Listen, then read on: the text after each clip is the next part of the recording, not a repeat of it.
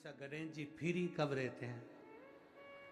तो हमने कहा अब ये तुम्हारे ऊपर, हमको तो मालूम भी नहीं, हम तो अपॉइंटमेंट लिए भी नहीं उनसे, तो तुम्हें ज्यादा स्मरण हो। तो किन लगे आप शंकर जी की कथा करते हो, आपको नहीं मालूम कि गणेश जी कब फ्री रहते हैं? हमने कहा गणेश जी फ्री रहने का केवल एक समय होता है, एक टाइम होता है, एक पल होता है, एक घड़ी होती है कि गणेश जी महाराज हमारे घर में आ गए।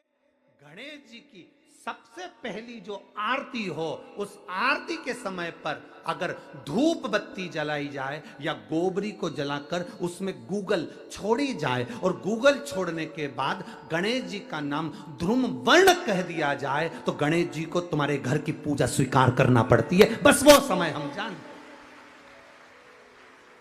हम तो बस उतना जानते हैं कि शिव महापुराण में लिखा और मुद्गल पुराण में लिखा, गणेश पुराण में लिखा, गणेश जी का एक नाम होता है ध्रुम वर्ण। क्या नाम है? ध्रुम वर्ण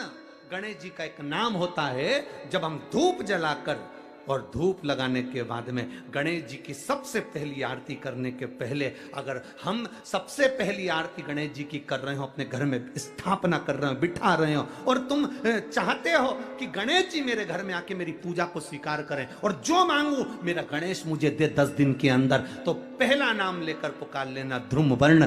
विनायक, बैठो, बस काम हो गया। वो फ्री होकर आता है, वो बैठता है अलमस्तता में। जिसके घर में संपदा की कमी होती है, जिसके घर में कर्जा बढ़ जाता है, लक्ष्मी नहीं आती, बहुत टेंशन की जिंदगी जीता है मनुष्य, व्यापार चल नहीं रहा, बहुत तकलीफ का जीवन चल रहा होता है, तो आज भी नियम है महाराज, आज भी नियम कि सोमवार शुक्रवार ये 2 बार ऐसे हैं, इन 2 बार को यदि कटोरी में थोड़ा सा शहद रखकर, मधु रखकर यदि लक्ष्मी जी का स्मरण किया जाए और माता लक्ष्मी जी का स्मरण कर कर एक लाल पुष्प उस कटोरी के सम्मुख में माता लक्ष्मी का नाम लेकर रखा जाए और बाद में वही शहद, वही मधु और वही पुष्प सोमवार का दिन और शुक्रवार के दिन लक्ष्मी का पूजन कर कर, स्मरण कर कर, दूसरे दिन शुक्रवार के दिन पूजन करें, शनिवार के दिन उस मधु का, उस पुष्प का विसर्जन करें, सोमवार के दिन पूजन करें लक्ष्मी जी का स्मरण कर कर, और मंगलवार के दिन अगर विसर्जन करें, 5 या 7 सोमवार या शुक्रवार को यदि आप मधु का भोग लक्ष्मी जी को लगाना प्रारंभ कर दें, शिव का नाम स्मरण कर कर, तो उसके घर में कभी संपदा की कमी नहीं होती, लक्ष्मी उस संपदा को बढ़ाती है। और हम तो यहां तक कहेंगे, प्रयास करो, अगर आपके घर में छोटा सा शिवलिंग विराजमान है, आपके घर में अगर छोटा सा शंकर जी का शिवलिंग है,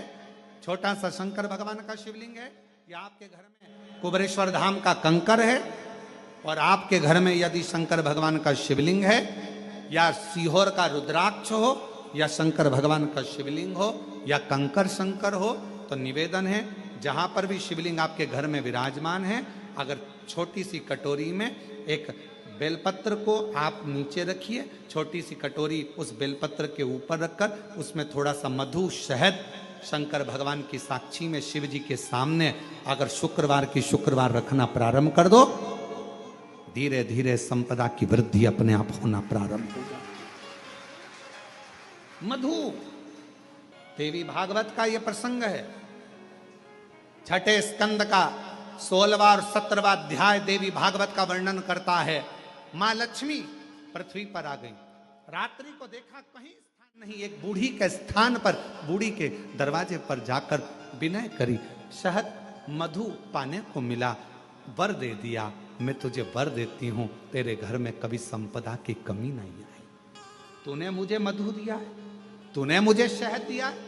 56 भोग दीपावली के दिन माता लक्ष्मी को लोग लगाते हैं, ढेरों सारा गुजिया, पपड़िया, बर्फी, चक्की, मठरी, खाजे, पपड़िया सब लक्ष्मी जी को भोग लगाते हैं। पर यदि एक पान के पत्ते पर भी एक बूंद अगर शहद का दीपावली के दिन अगर रात्रि को भी लक्ष्मी को भोग लगा दिया जाए तो कभी संपदा कम नहीं, कभी संपदा। एक बूंद मधु का, शहद का यदि सामने रखा जाए लक्ष्मी जी के, भोग लगाया जाए तो संपदा की कमी नहीं आ सकती, क्योंकि मां